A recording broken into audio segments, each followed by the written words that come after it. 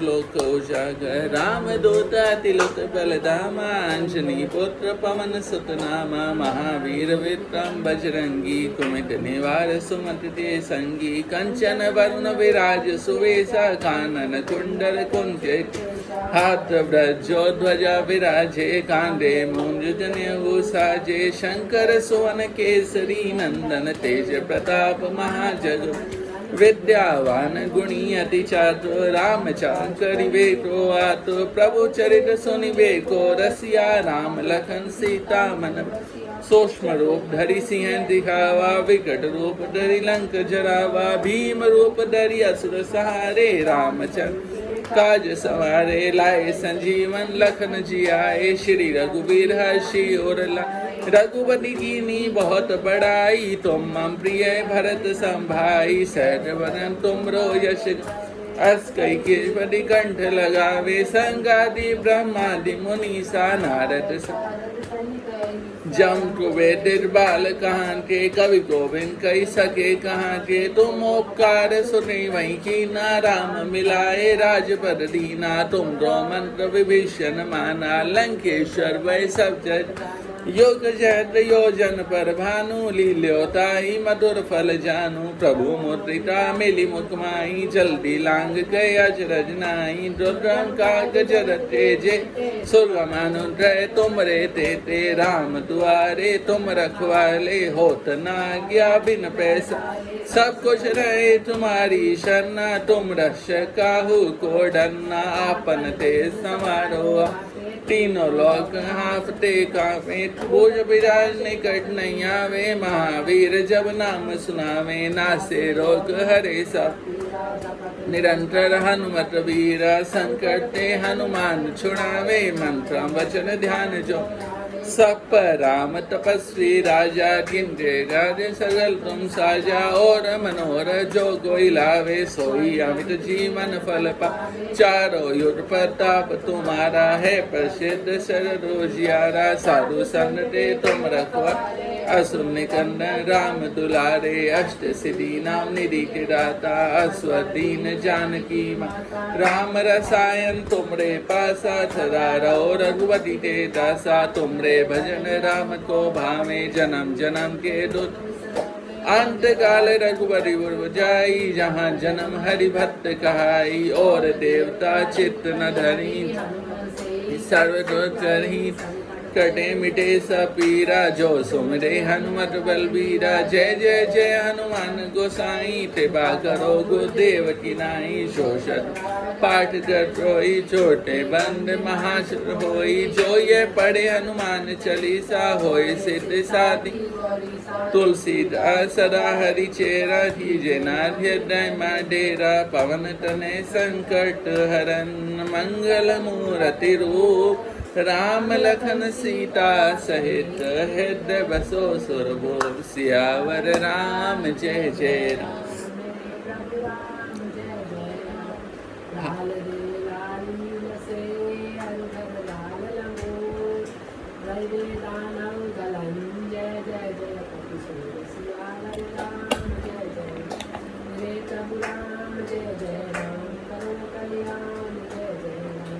हम राम जन्म की ओर आगे बढ़े हैं। पहला क्वेश्चन ये आता है, राम जी का जन्म हुआ ही क्यों? राम जी ने जन्म क्यों लिया? क्या रीजन था?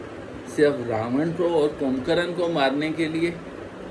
जो विष्णु अपने श्वास से पूरे के पूरे ब्रह्मांड ही निगल लेते हैं। एक बार क्या हुआ, भीम को तो जानते हो ना, आज निर्जला एकादशी है तो भीम को तो सब जानते ही हैं।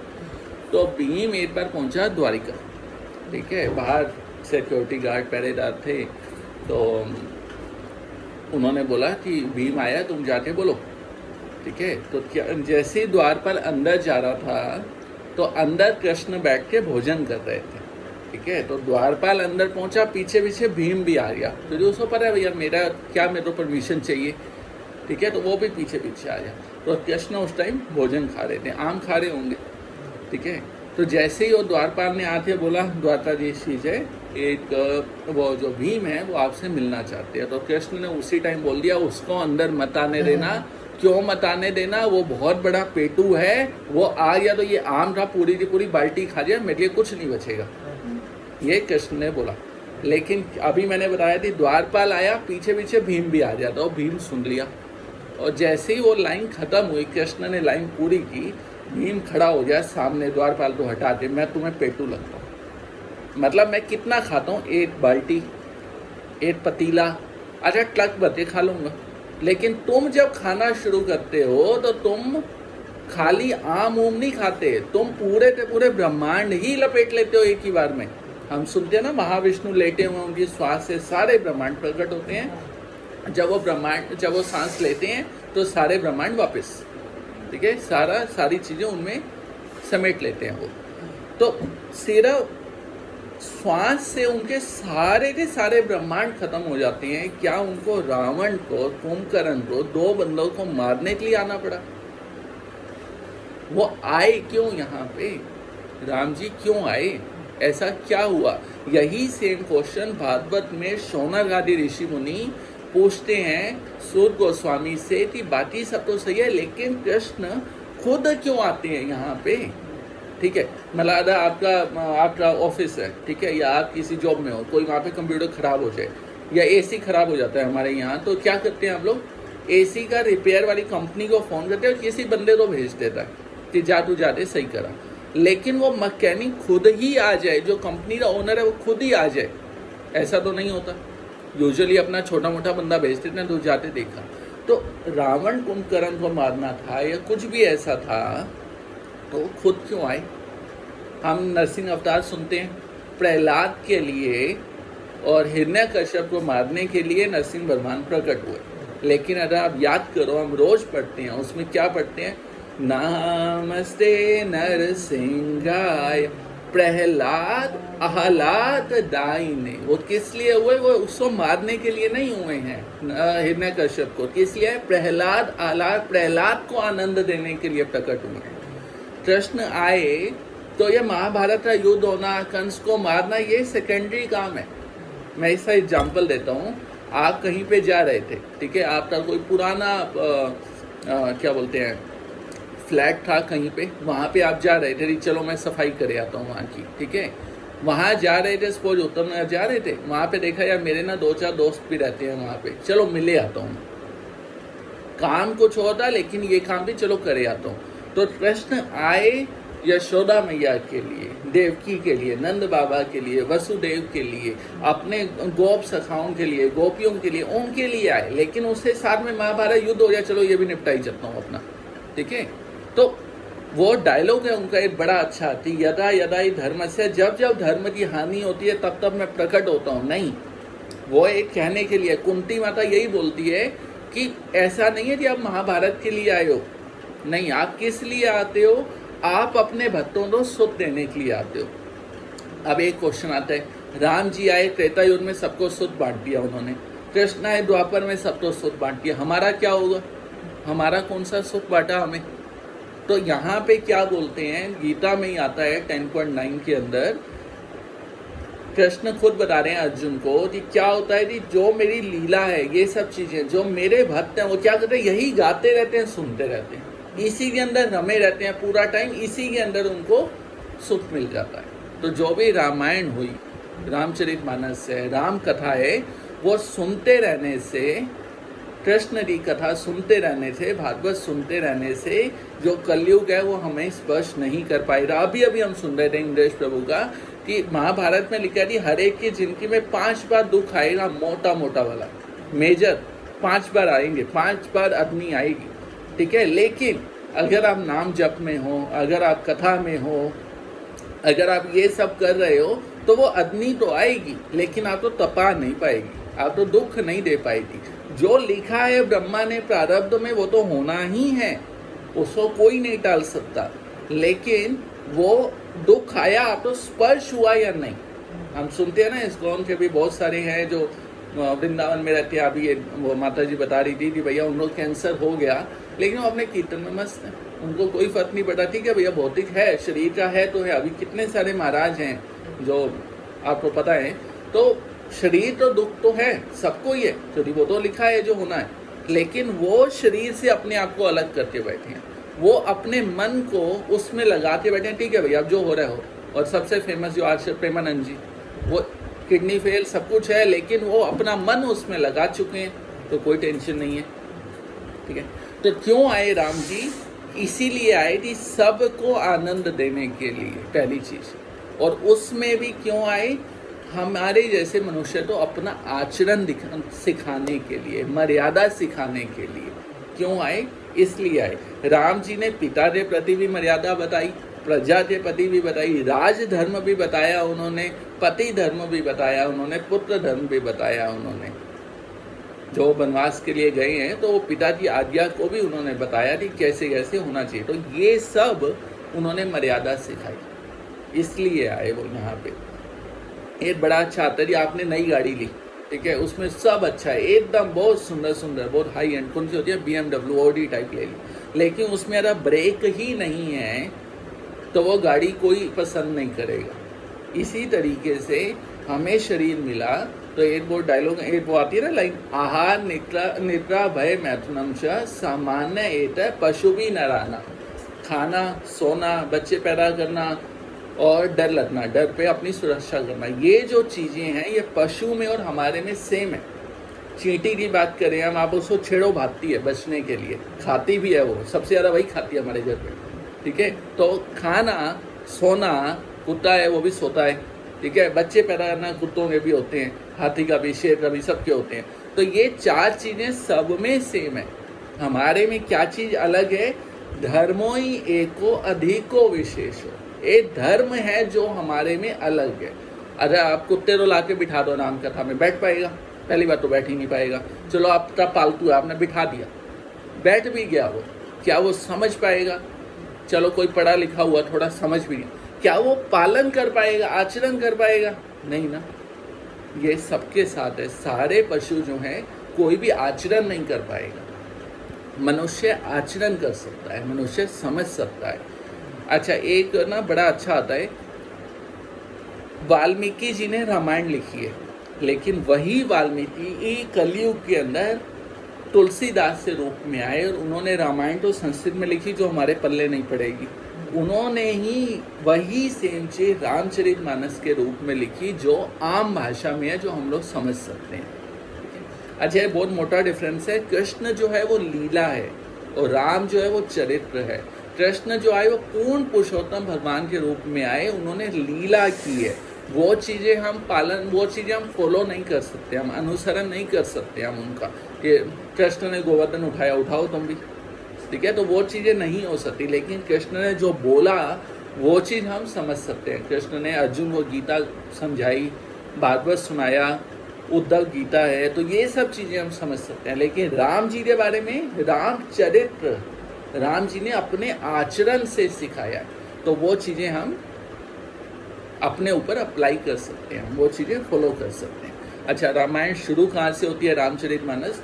तुलसीदास जी सबसे पहले सबको प्रणाम करते हैं, शिव जी को भी प्रणाम करते हैं, पार्वती माता को भी प्रणाम करते हैं, सबको, और फिर लास्ट में राम नाम को भी प्रणाम करते हैं, वो जो हरि से बड़ा हरि का नाम। और शुरू कहाँ से हो रही है? पूरी रामायण कहाँ से शुरू हो रही है? एक बार कुंभ का मेला हुआ था ना अभी, तो कुंभ का मेला हुआ है। एक बार कुंभ के मेले में बहुत सारे ऋषि मुनि आते हैं, ठीक है, तो बहुत सारे आए और वहाँ पे ना भारद्वाज मुनि का आश्रम है। ठीक है, भारद्वाज मुनि का आश्रम है वहाँ पे।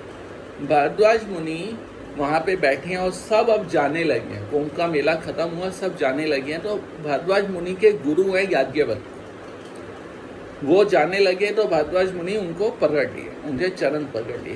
तो प्रभु आप जा रहे हो ना, मेरा एक छोटा सा क्वेश्चन है, वो आप मेरे को बताइए। ठीक है, क्या क्वेश्चन है मेरा? एक बड़ा क्वेश्चन है छोटा सा, और आप सारे वेदों को जानते हो, तो मुझे आप वो क्वेश्चन बताते जाओ। तो याज्ञवल्क्य ने पूछा क्या क्वेश्चन है, मतलब तुम्हारे मन में क्या क्वेश्चन आया? तो भारद्वाज मुनि बोलते देखो, मैं ना पूछूं तो मेरे मन में डाउट रहेगा, और कृष्ण गीता में बोलते गए हैं भैया, जिससे मन में संशय रह जाए उसका कल्याण नहीं हो सकता। तो ना पूछूं तो संशय रह जाएगा, और पूछूं तो जग में हंसाई होती है मेरी, सब लोग हंसेंगे, यार मुझे ही नहीं पता इतनी छोटी सी बात। लेकिन मेरा एक डाउट है, आप मुझे प्लीज़ बताते जाओ। तो यादवती बैठ गए, अच्छा बताओ, तसल्ली से बैठ गए, बताओ क्या डाउट है। तो क्या बोल रहे हैं भरद्वाज मुनि, एक राम अवदेश कुमारा, तीन का चरित विदेश संसारा। एक राम जो है, जो अवधेश कुमार, जो दशरथ के पुत्र हैं, वो एक राम है, मैंने सुना है।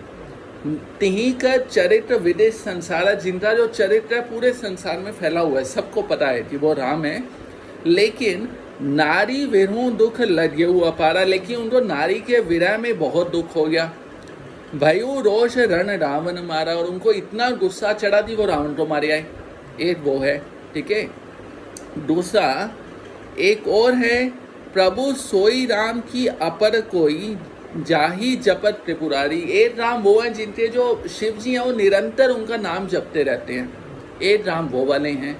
अच्छा, एक राम वो हैं जो परमात्मा के रूप में घट घट में विराजमान है, वो भी एक राम है, मैंने सुना है, वो भी एक राम है, ठीक है।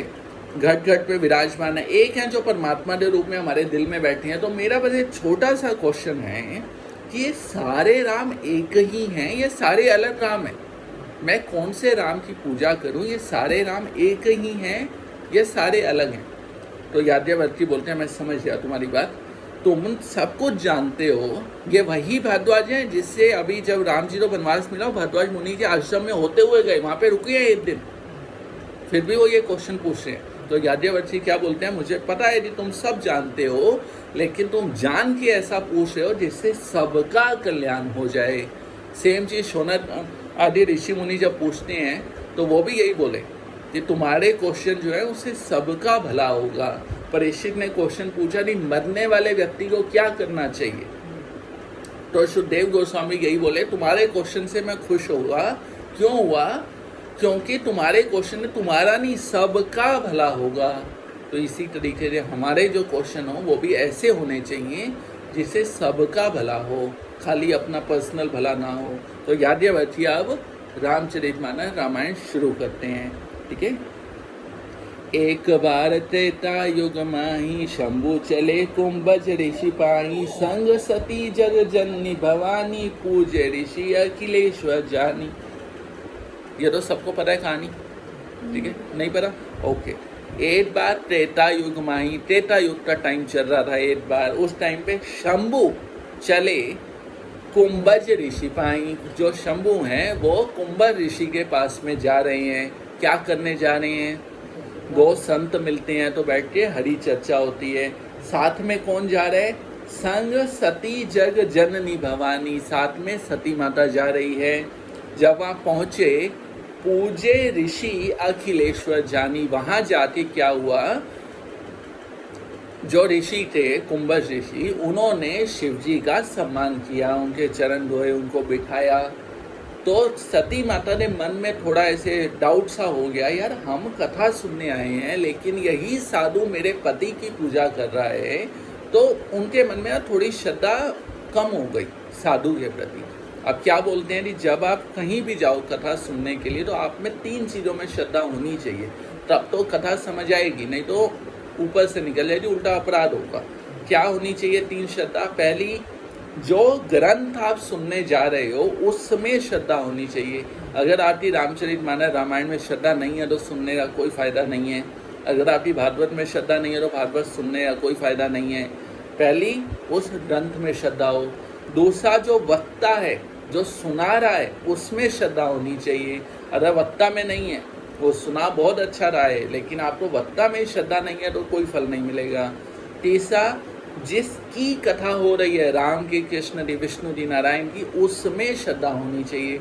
आप मानते हो माता रानी दो जाते विष्णु की कथा में बैठ गए तो वो समझ ही नहीं आएगा। आप तो यार नहीं क्या हो रहा है ये।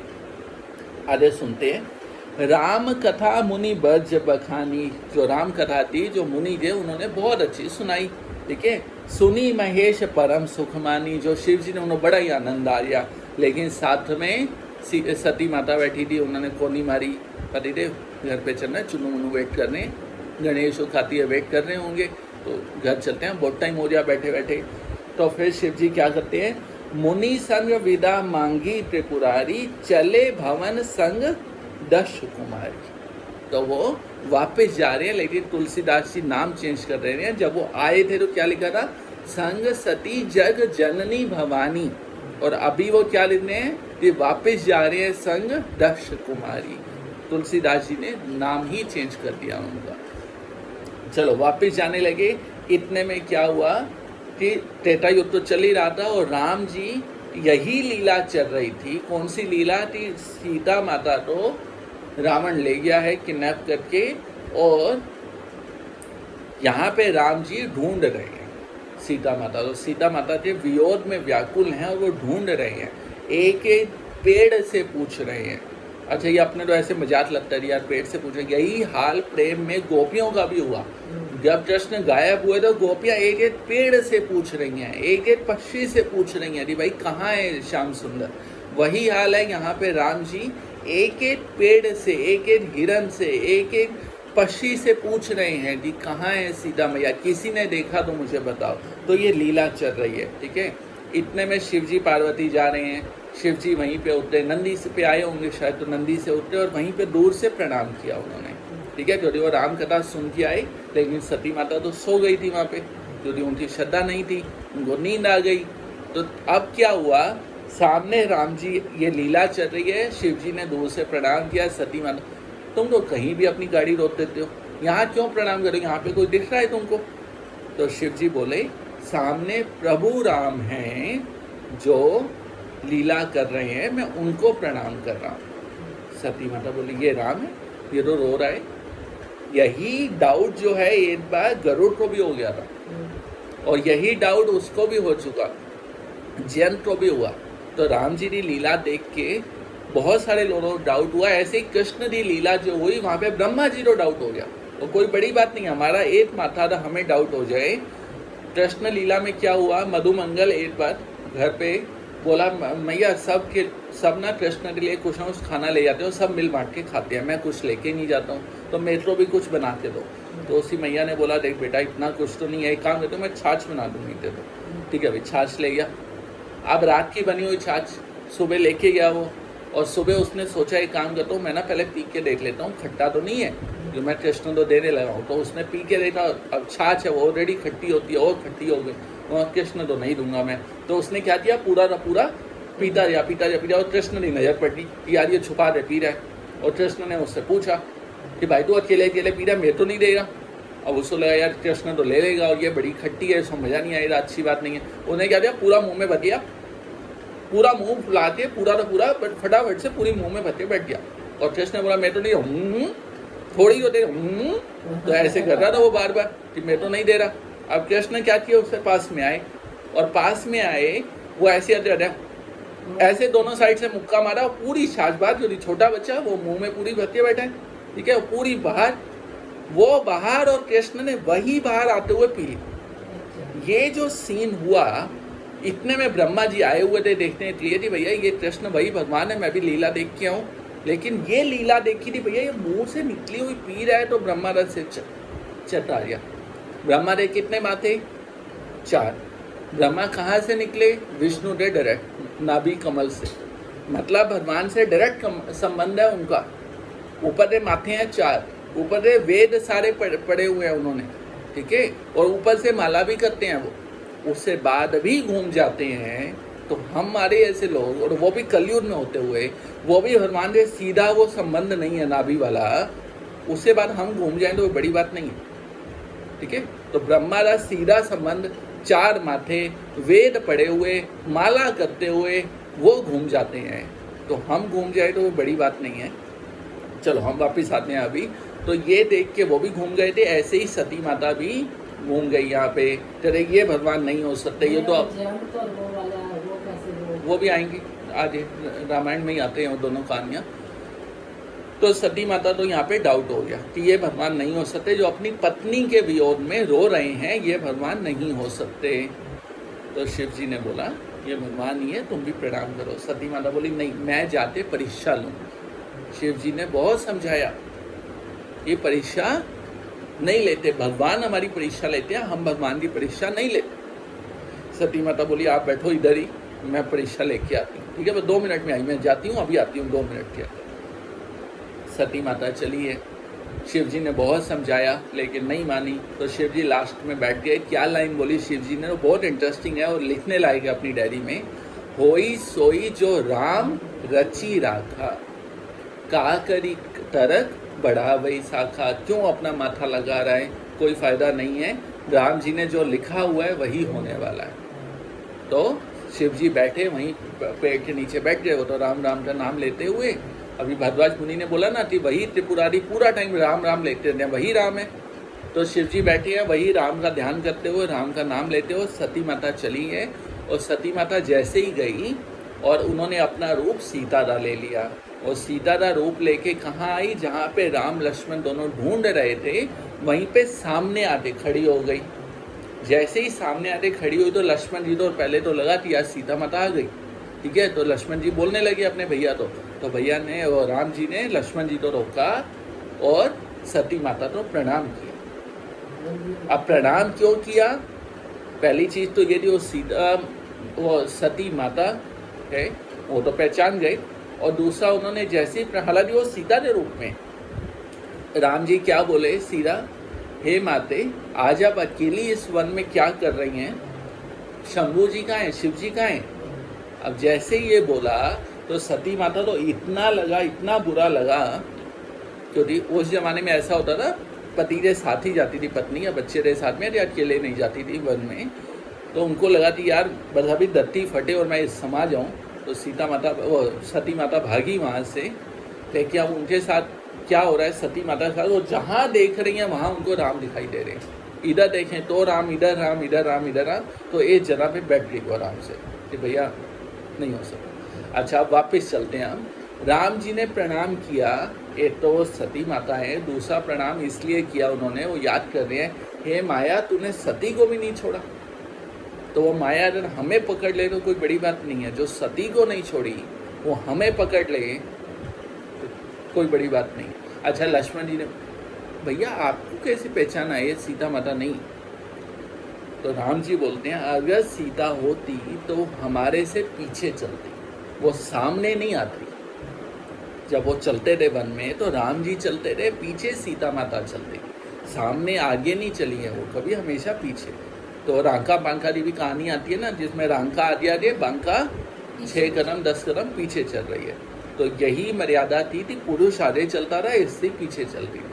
उस साइड व्यवहारिक रीजन भी यदि कोई भी आगे कोई समस्या हो तो पुरुष पहले देख लेता है, फिर वो बता देता है, चेतावनी देता है तुम ऐसे मत करो। चलो वापस आते हैं। आप सती वापस आई, कहाँ आई, शिव जी के पास में, शिव जी ध्यान में, ठीक है। वापस आई तो शिव जी ने पूछा देवी परीक्षा ले आई। तो सती माता ने आके क्या बोल दिया, मैंने परीक्षा नहीं ली, मैं तो बस प्रणाम करके आ गई। तो जो अपराध भगवान का किया तो किया, भगवान के भक्त का भी अपराध कर दिया। जो शिव जी कौन, वैष्णव नाम यथा शंभु। तो वहाँ पे भी तो पति का भी अपराध हो गया, भगवान के भक्त का भी अपराध हो गया, और भगवान का अपराध ऑलरेडी हो गया। तो सारे टाइप से अपराध हो गए। तो शिव जी ने क्या किया, उसी टाइम शिव जी ने ध्यान लगाया, ऑलरेडी ध्यान में थे। तो उन्होंने पता लगाया तो उनको पूरी कहानी समझ आई थी, इन्होंने सीता माता का रूप लिया था। शिव जी के लिए राम सीता भगवान हैं, वो भगवान के रूप में उनकी पूजा करते हैं। तो शिव जी ने क्या किया, उसी टाइम अपने मन में अपनी पत्नी का त्याग कर दिया, और उनको सिर्फ इतना, कहीं बताया नहीं, मनादी नहीं फेरा, डाइवोर्स फाइल नहीं किया, क्या किया, सिर्फ इतना चेंज, सती माता तो अपने साथ जो बिठाते थे उसके सामने बिठाना शुरू कर दिया बस, और कुछ चेंज नहीं किया। ये माता है तो साथ में नहीं, अब सामने इनकी जगह है, ठीक है। सिर्फ इतना चेंज हुआ और कुछ चेंज नहीं किया। शिव जी कैलाश पहुँचे और पहुँचते ही वहाँ पे वो ध्यान में चले गए। ऐसा लिखते हैं 87,000 साल तक ध्यान में चले गए शिव जी। सती माता पहले व्याकुल, 3 अपराध हो गए, ऊपर से पति साथ में तो हैं लेकिन पति समाधि में चले गए। अब पति तो उठा नहीं सकते, तो पता पहले कामदेव ने उठाया, तीसरी आँख खुल गई बेचारा मर गया, ठीक है। तो उठा नहीं सकते हैं, पति वहाँ पे तो बिल्कुल अकेले पड़ गया सती माता, ठीक है। शिव जी की समाधि खुली थोड़े टाइम बाद, 87,000 साल बाद, और जैसे ही खुली तो क्या शुरू किया उन्होंने, राम नाम का नाम लेना शुरू किया। राम नाम शिव सुमिरन लागे, जाने सती जरत पति जागे। सती माता तो पता चल गया थी जगतपति शिव जी उठ गए हैं। तो जैसे ही आए तो सती माता ने आके प्रणाम किया और प्रणाम करके शंकर शिव जी के सामने ही अपना आसन लगा के बैठ गए।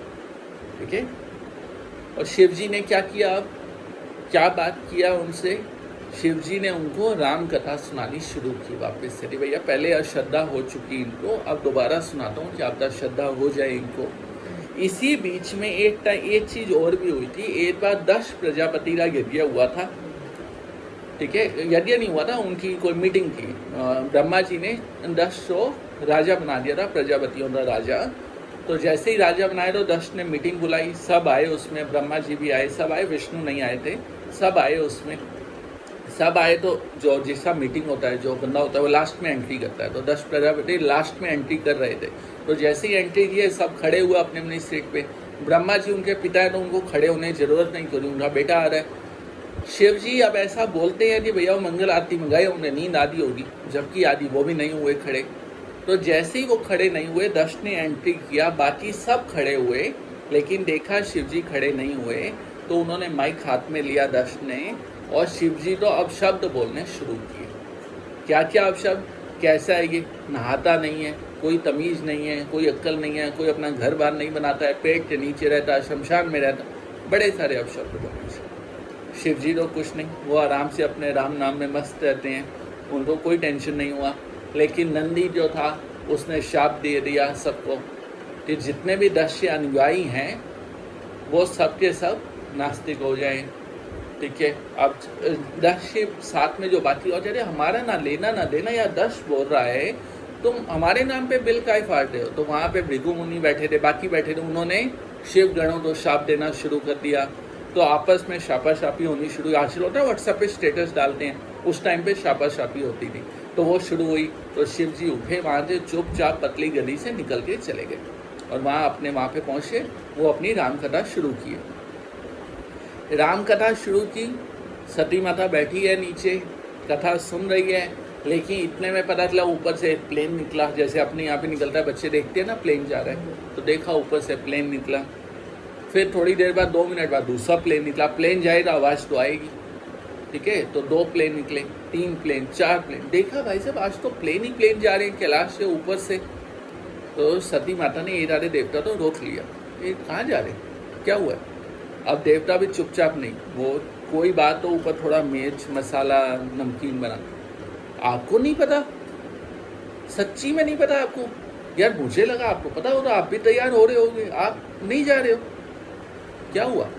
आपके पिताजी ने यज्ञ किया, आपको सच्ची नहीं पता, आपको बुलाया भी नहीं है, आपको भी नहीं और शिव जी को भी नहीं, मतलब किसी को नहीं। तो ऐसे बोल के वो थोड़ा बातचीत करते वो तो चला गया अपने प्लेन में बैठ के। सती माता बोली यार मेरे पिताजी ने यज्ञ किया, कोई मैसेज भी नहीं भेजा, न्योता नहीं, आज चलो व्हाट्सएप पे भी डाल देते हैं, वो भी नहीं डाला, फेसबुक पे भी नहीं डाला, हमें तो बताया नहीं। तो सती माता आई शिव जी के पास में, आपको पता है हमारे पिताजी जो हैं वो यज्ञ कर रहे हैं हिमालय में। तो उन्होंने बोला हाँ जी पता है। कहते तो आप नहीं जा रहे, कहते हमको बुलाया नहीं है तो इसलिए हम नहीं जा रहे। कहते पिता के घर बिना बुलाए थोड़ी जाते हैं, वहाँ तो ऐसे कभी भी चले जाते हैं, पिता के घर, गुरु के घर, दोस्त के घर पे बुला के थोड़ी होता है, कभी भी चले जाते हैं। तो शिव जी बोले देखो बिल्कुल सही बोला, कभी भी चले जाते हैं, अगर वो बुलाना भूल गए हो तो उन्होंने हमें जान के नहीं बुलाया तो हमें नहीं जाना चाहिए वहाँ पे। सती माता तो वो पिता के प्यार में कि आपको कभी सुनते ही नहीं हो हमारी बात, आप तो हमेशा ही रोकते रहते हो, नहीं जाना नहीं जाना नहीं जाना, मुझे जाना है अपने पिता के घर पे। शिव जी बहुत मना रहे हैं, जैसे पहले मनाए ना राम जी की परीक्षा नहीं लेनी, अभी भी मना रहे हैं। तो सती माता बोली ओके, चुपचाप गई, किचन में गई, वहाँ से वो छोटी सी डब्बी लेके आई, उसके ऊपर लिखा हुआ बड़ा बड़ा पॉइजन लेके आई। आप मुझे जाने दोगे नहीं तो मैं यहीं पी के मर जाऊँगी, वो दवाई दिखाते हुए। और वो हो सकता है उससे अंदर पानी हो, लेकिन बाहर लिखा था पॉइजन, कि मैं यहीं पी के मर जाऊँगी। शिव जी सोचे, अब शिव जी हैं वो अंतर्यामी हैं, कि भाई मरना तो है इसने, यहाँ मरेगी नहीं तो वहाँ मरेगी पिता के घर पे, बट मरना तो इसका पक्का है।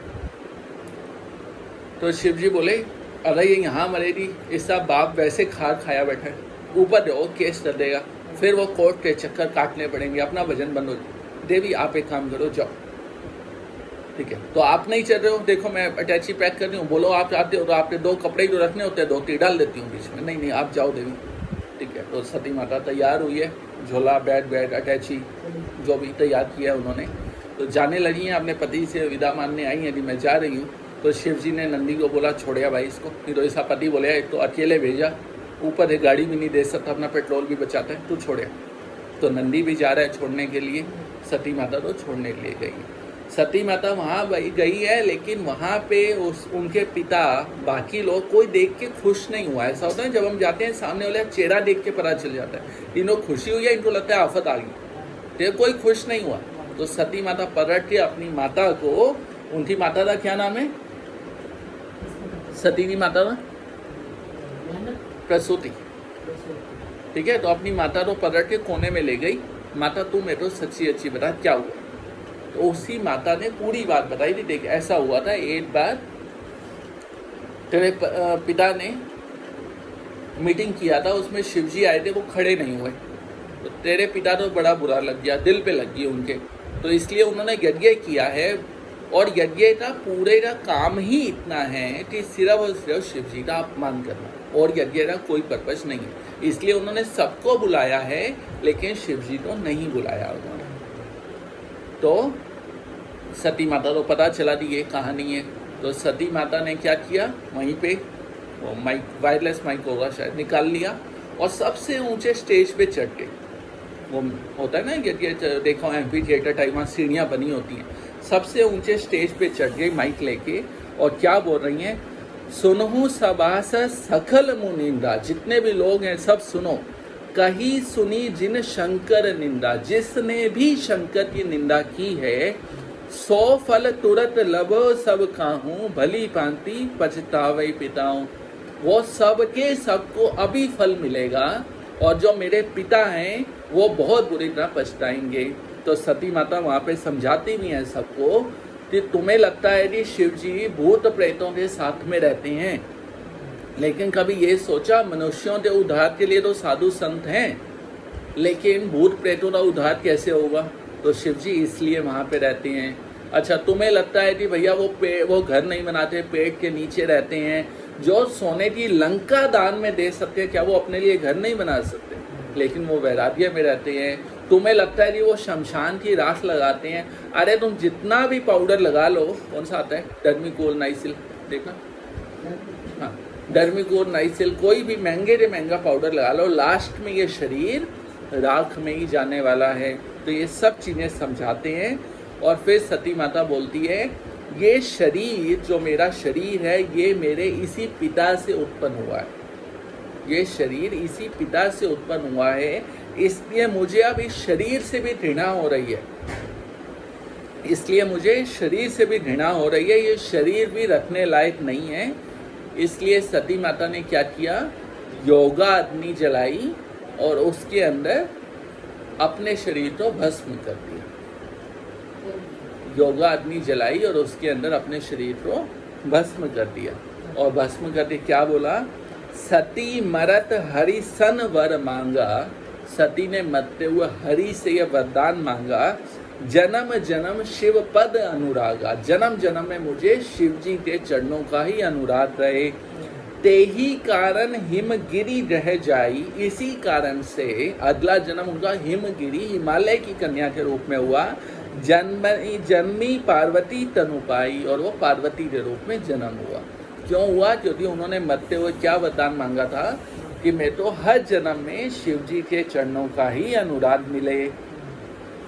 ठीक है, समझ आया, ठीक है। उधर सती का जो देह था वो पूरा उन्होंने जला दिया, ठीक है, और वहाँ पे उस टाइम पे खबर जो होती थी, सबसे पहले हिंदुस्तान टाइम्स नहीं होता रहा, टाइम्स ऑफ इंडिया नहीं हो, एक ही खबर होती है नारद टाइम्स, नारद जी पहुँच रहे शिव जी के पास, क्या तुम राम राम राम पे लगे हो, तुम्हें कुछ खबर है क्या हो रहा है। शिव जी उठे, भाई क्या हो गया, सब सही है, अभी तो मतलब कोई प्रलय का टाइम नहीं आया, कहते प्रलय का टाइम नहीं आया, सती कहाँ है, कहते वो तो वहाँ गई है, अपने मायके गई है, कहते मायके नहीं गई है, वहाँ पे वो जला दिया है। ठीक है, अब नारद मुनि ने थोड़ा और अच्छे से सुनाया, शिव जी गुस्से में आए, उन्होंने अपनी जटा ऐसे खींची, जमीन पे पट्टी, और कौन प्रकट हुआ, वीरभद्र प्रकट हुआ। ठीक है। और वीरभद्र प्रकट हुआ और क्या बोला शिव जी ने कि जाओ तुम जाके देखो जरा, थोड़ा हिसाब करके आओ। तो वीरभद्र चला है बहुत गुस्से में, और वीरभद्र कितना है, जैसे वृत्तासुर होता ना ऐसे आकाश जितना वीरभद्र चला है। और अब साथ में जो शिव जी के गण थे वो भी साथ में हो लिए। तो यार बड़ा अच्छा चांस मिला है, आज भी काम नहीं आए तो कब काम आएंगे। तो वीरभद्र चला, साथ में शिव जी के गण भी चले हैं और वहाँ पहुँचे, और वहाँ पहुँचे यज्ञ विध्वंस किया।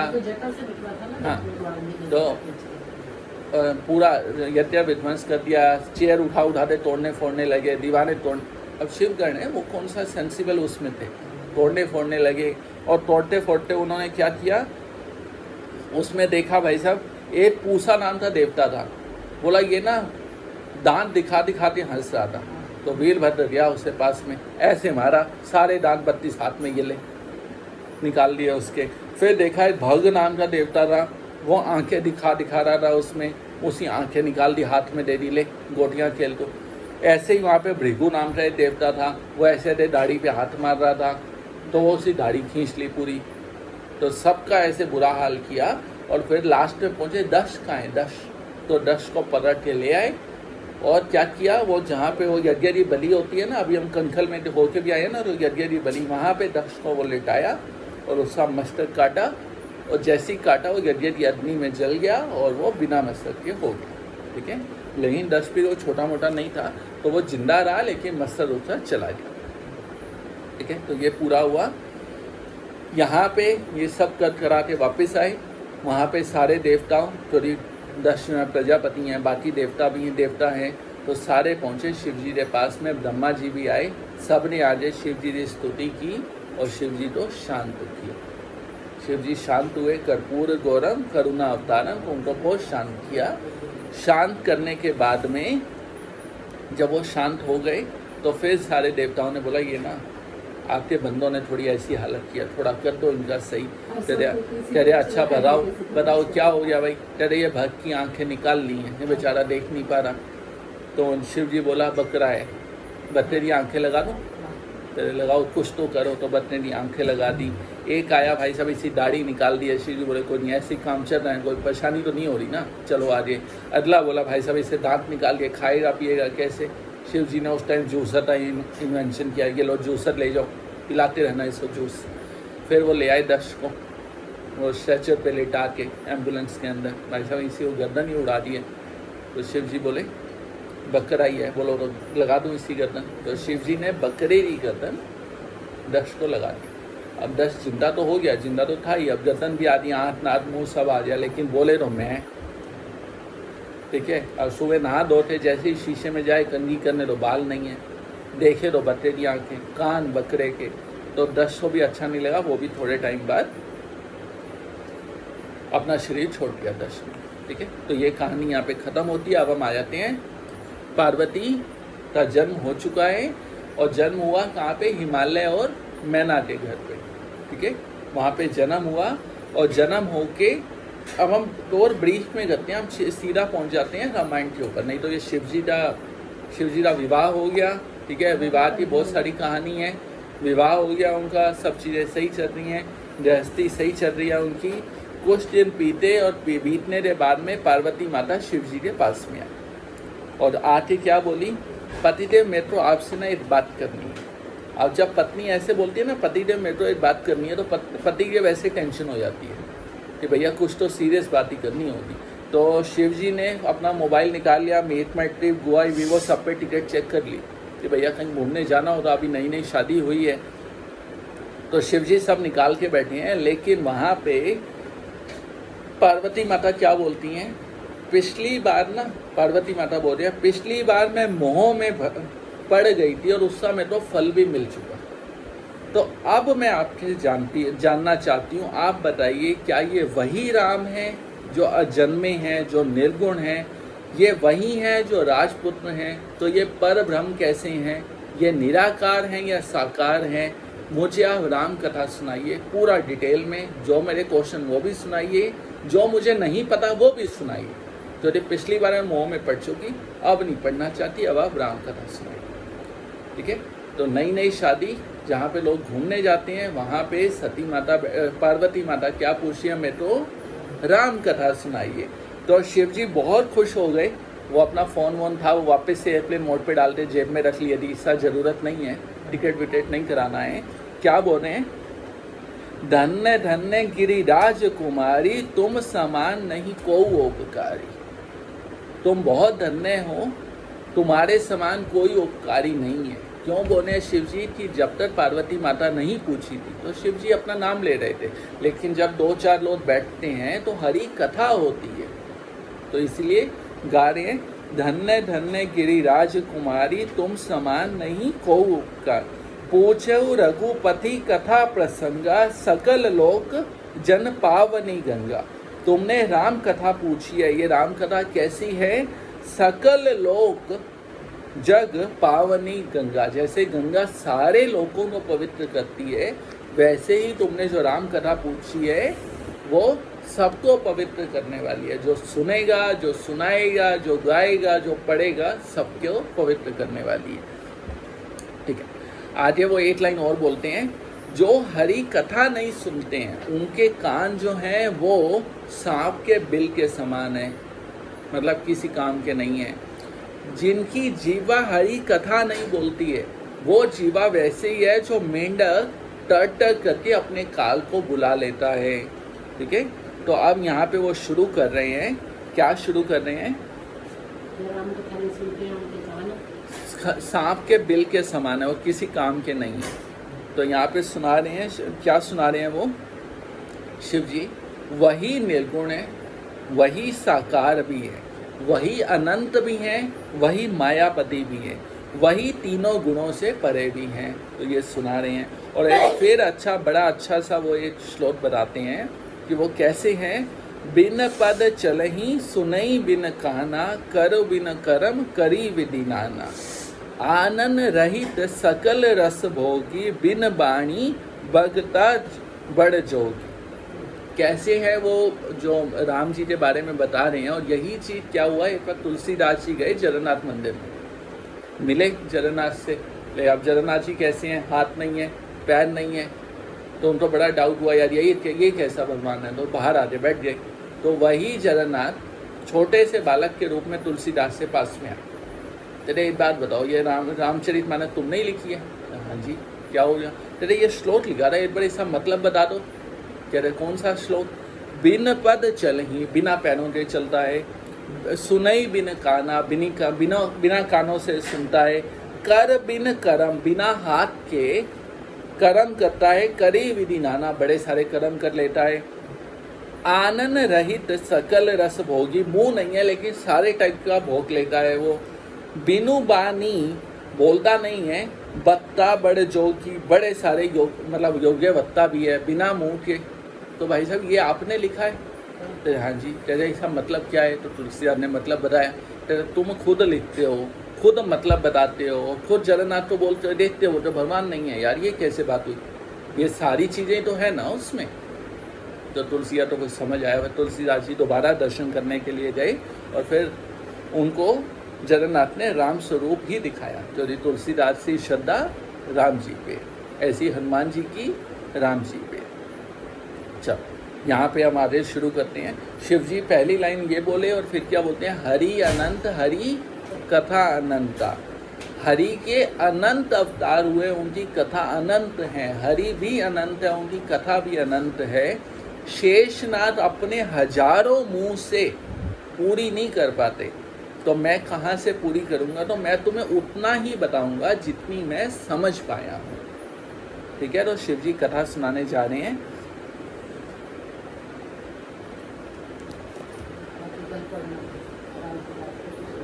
नहीं, शिव जी थोड़ी सी कथा, थोड़ी रामायण शुरू कर लेते हैं। शिव जी कथा शुरू कर रहे हैं। मंगल भवन अमंगल हारी प्रभु तो दशरथ अजर विहार। अगली लाइन बोलते हैं, जब जब होई धर्म की हानि, बाढ़ई असुर अधम अभिमानी, तब तब धरी विविध शरीरा, हरि दयानिधि सज्जन पीरा।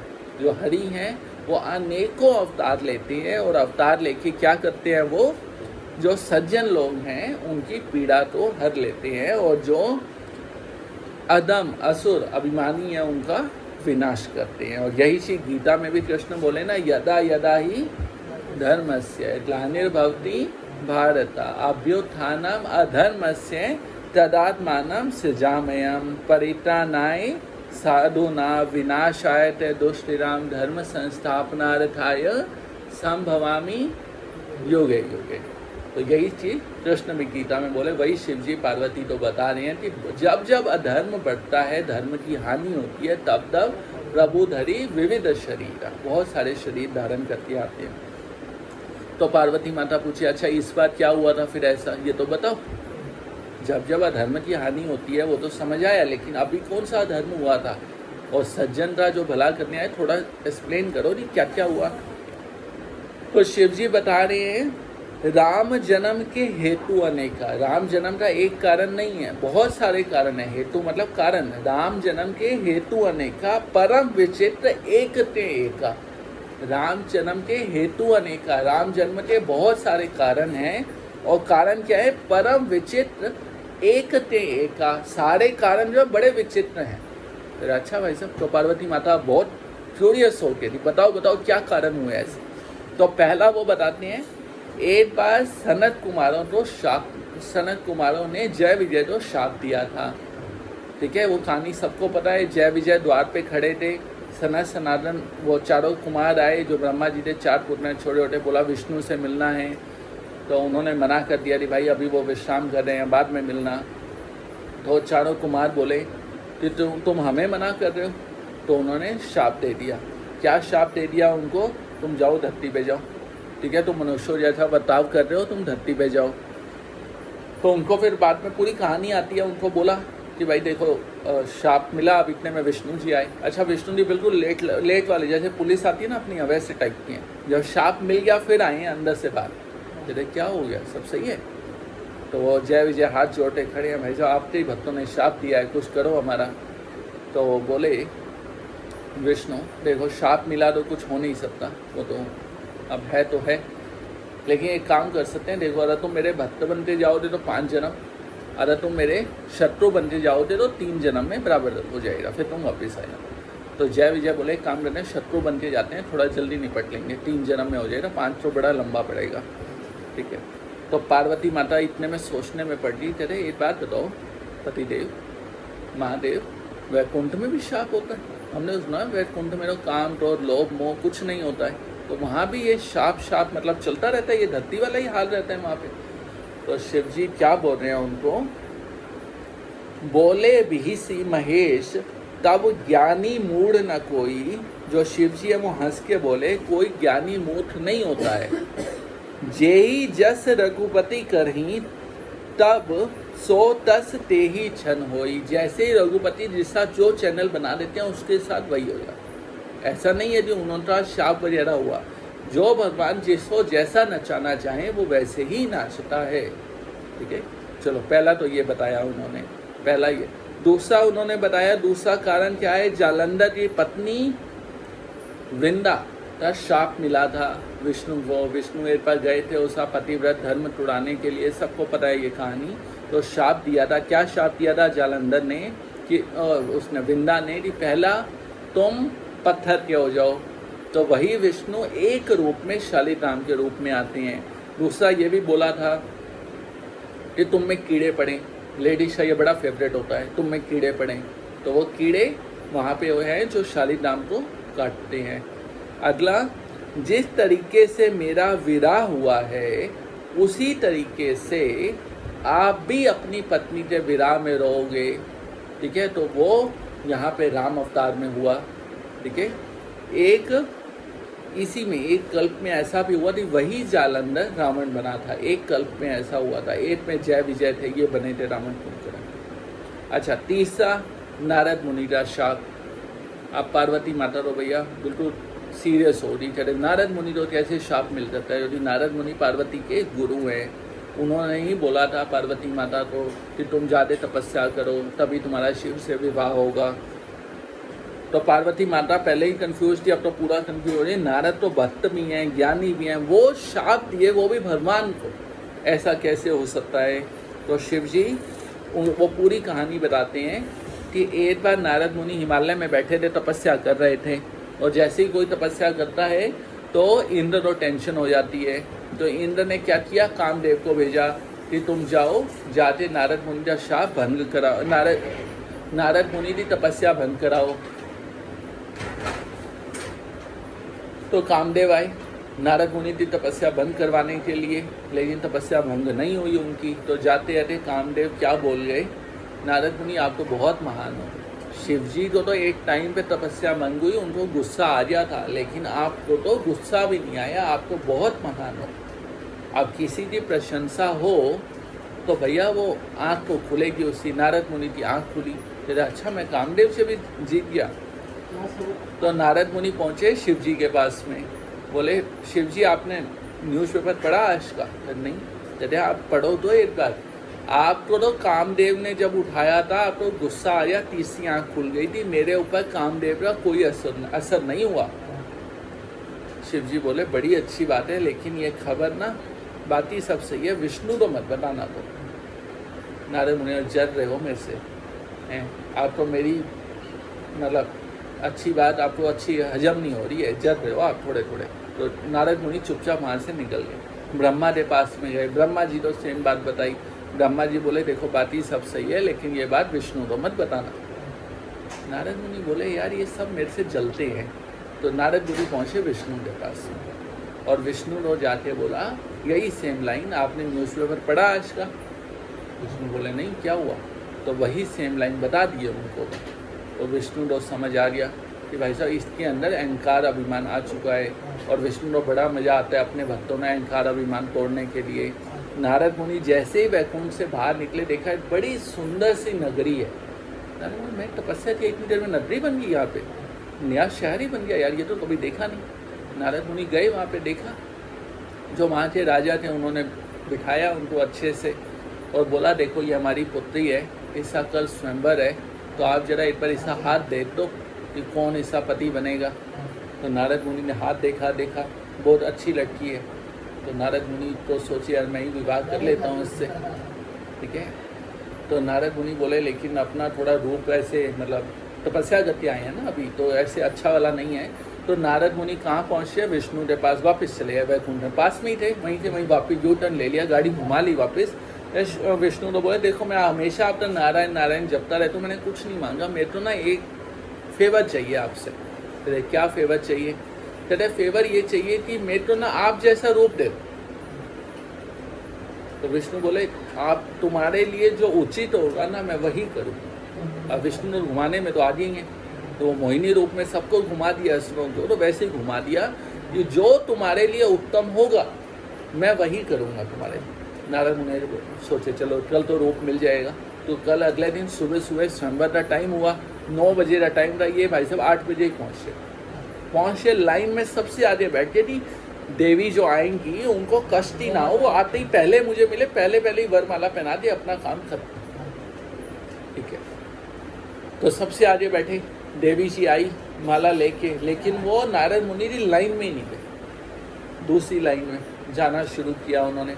नारद मुनि बोले शायद मतलब दूर का चश्मा हो रहा, शायद मुझे देख नहीं पाई। तो नारद मुनि भाग के दूसरी लाइन में भी जाके बैठ गए। तो देवी जी जैसे ही आई देखा नारद तीसरी लाइन में चलिए, नारद मुनि तीसरी लाइन में, चौथी लाइन में। यार नारद मुनि कंफ्यूज हो गए यार, वो लास्ट वाली लाइन पे पहुंचे जहाँ शिव के गण बैठे हुए थे, लेकिन देवी जी किसी को माला नहीं पहना रही हैं। तो नारद मुनि उनको बोले भाई साहब ये अपनी लाइन में आती क्यों नहीं है? तो शिव जी गण बोले तूने अपनी शक्ल देखी है? कहते क्या हो गया मेरी शक्ल तो मतलब ऐसे हाथ उत लगाते देखा सब सही है, तो सिर्फ फेस ही तो चेंज हुआ था, बाकी सब तो सही था। तो उन्होंने बोला एक काम तो आईने में जाओ। तो नारद मुनि वॉशरूम में जाते आईना देखें भाई कहीं आईना मिल जाए, तो आईना तो था नहीं वहाँ पे। तो उन्होंने बोला यहाँ पे ना पानी है, पानी में शक्ल देख। तो नारद मुनि ने पानी में शक्ल देखी बंदर, और नारद मुनि का जो माथा घूमा। तो नारद मुनि ने क्या किया, उसी टाइम पूछा तेरे एक बात बताओ। वो नारद मुनि विष्णु तो ढूंढ रहे थे कि भैया वो भी कहीं कहीं मिला होगा। देखा विष्णु भी खड़े हैं वहाँ पे और साथ में वो देवी भी खड़ी हैं। नारद मुनि ने पीछे मुड़ते देखा, यार ये क्या चक्कर है? अरे भाई साहब वो उन्हीं की थी। तो जो नारद मुनि ने शाप दिया, अच्छा नारद मुनि ने शाप क्या दिया वो सुनो तुम। नारद मुनि ने क्या शाप दिया कि जैसे मैं अपनी पत्नी के वियोग में, मेरी शादी नहीं होने दी ना, वैसे ही तुम भी अपनी पत्नी के वियोग में रहोगे। पहला शाप ये दिया नारद मुनि ने विष्णु को। दूसरा शाप दिया, ये बंदर का चेहरा दिया है ना, यही बंदर तुम्हारे काम आएंगे। 2 शाप दिए। शादी हो गई, सब हो गया। विष्णु जी ने चुटकी बजाई, माया गायब। कौन सा नगर, कौन से गण, कौन सी शादी, कौन सा स्वयं, कुछ नहीं। मान दो लक्ष्मी नारायण खड़े हैं और यहाँ पे पूरी माया हटी, सब गायब। और नारद जी से भी पूरी माया हटी। नारद जी तो आदि तो ये टेंशन में ना, 15 मुँह वापस आएगा भी नहीं आएगा। तो विष्णु ने पूरी माया हटाई। तब उनको समझ आया, नारद बोली यार ये सबको माया चल रही थी विष्णु में। तो नारद मुनि चरणों में सीधा कि प्रभु मैंने तो आपको ही शाप दे दिया। तो विष्णु बोले टेंशन की कोई बात नहीं है, ये मेरा ही है सब कुछ। तो बोले एक बात बताओ, लेकिन मैं तो बंदर क्यों बनाया? मैं तो समझ नहीं आया, मतलब कुछ और बना देते या तुम वैसे कर देते।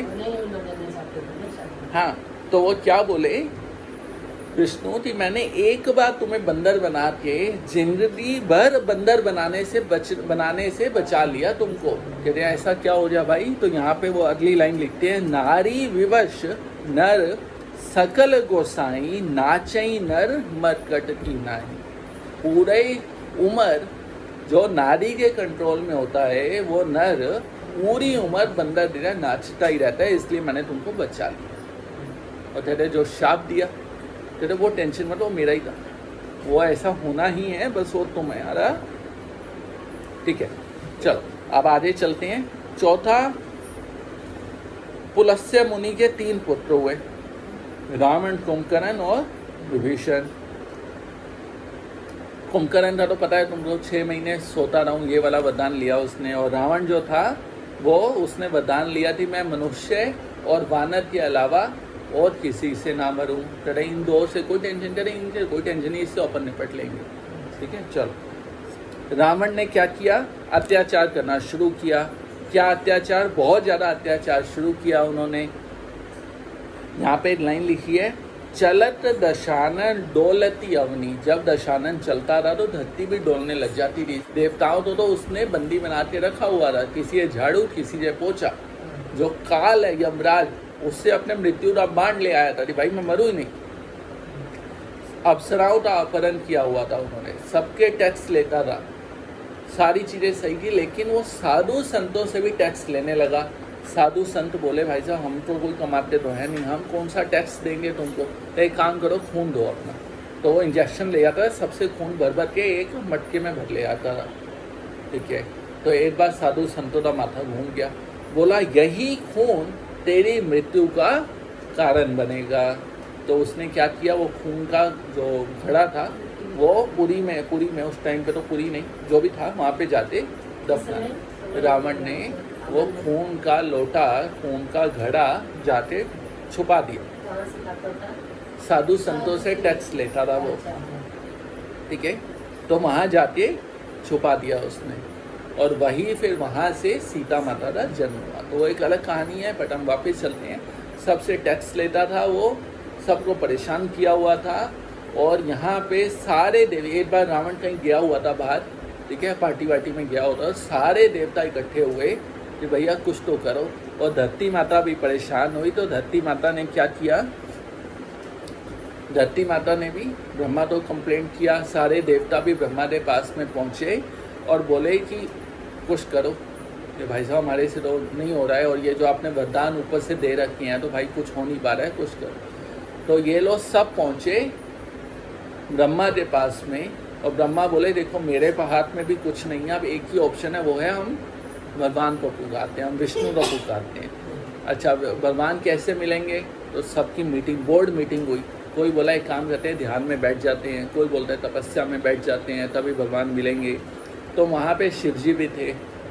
तो ब्रह्मा जी ने शिव जी से पूछा कि आप बताओ भाई क्या कहना है, आप तो आप सीनियर हो भाई हमारे में, तो आप बताओ जरा। तो शिव जी क्या बोलते हैं, पार्वती माता को सुना रहे हैं ना, 23 समाज गिरिजा में रही हूँ, उस समाज में मैं भी था। अवसर पाई वचन एक कही हूँ, अवसर मिला मुझे बोलने का तो मैं भी बोला। क्या बोला? हरि व्यापक सर्वत्र समाना। जो भगवान है वो सब जगह रहते हैं। ऐसा नहीं अमेरिका में 2% है, इंडिया में 5% और बाकी यहाँ पे 10%, ऐसा नहीं है। हरि व्यापक सर्वत्र समाना, प्रेम के प्रकट हो ही मैं जाना। मुझे इतना ही पता नहीं, प्रेम से प्रकट हो जाते हैं वो कहीं पे भी हो। राजस्थान में मीराबाई ने प्रकट किया, गुजरात में नरसिंह मेहता ने प्रकट किया, ठीक है। तो कहीं पे भी प्रकट हो जाते हैं, ऐसा नहीं है कि सिर्फ वो यहाँ रहते हैं। मोर वचन सबके मन माना। मेरे जो वचन है वो सुन के सबको अच्छा लगा। साधु साधु करी ब्रह्म बखाना, और सबने साधु साधु बोला। आपने यहाँ बोलते हैं ना ये हरि बोल मतलब हाँ ओके, तो इसी तरीके से वहाँ लोग साधु साधु बोलते हैं, मतलब सबको अच्छा लगा। और फिर क्या किया? ब्रह्मा समेत सारे के सारे देवता, शिवजी भी, सब लोग भगवान को पुकारने लगे और क्या करने लगे? स्तुति करने लगे।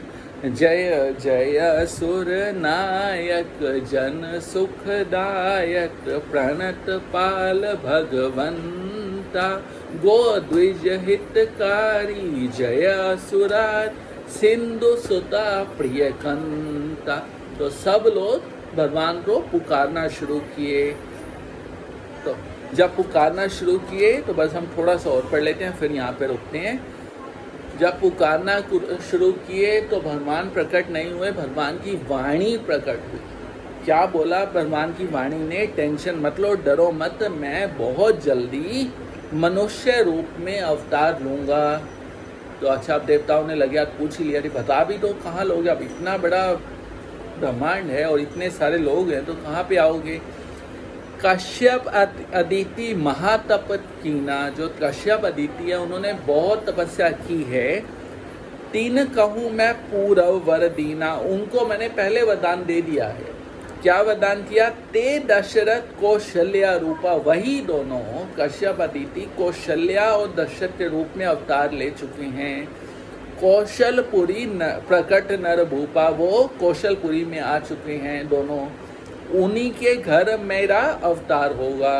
तो उनको बता दिया और वहाँ से वाणी खत्म हो गई, वो चली गई। और ब्रह्मा जी ने क्या किया? सारे देवता तो वहीं पे देख बोला, एक काम करो, तुम सारे देवता भी अपने अपने अंशों से धरती लोक पे जन्म ले लो। क्यों जन्म ले लो? जिससे तुम भगवान की लीला में सहायता कर पाओ, पार्ट ले पाओ और तुम्हें भी सौभाग्य मिल जाए। जब ये सुना तो देवता लोग उसी टाइम अपने अपने अंशों से धरती पे बहुत सारे अवतार लेने शुरू कर दिए। वो सभी प्रकट होने शुरू हो गए।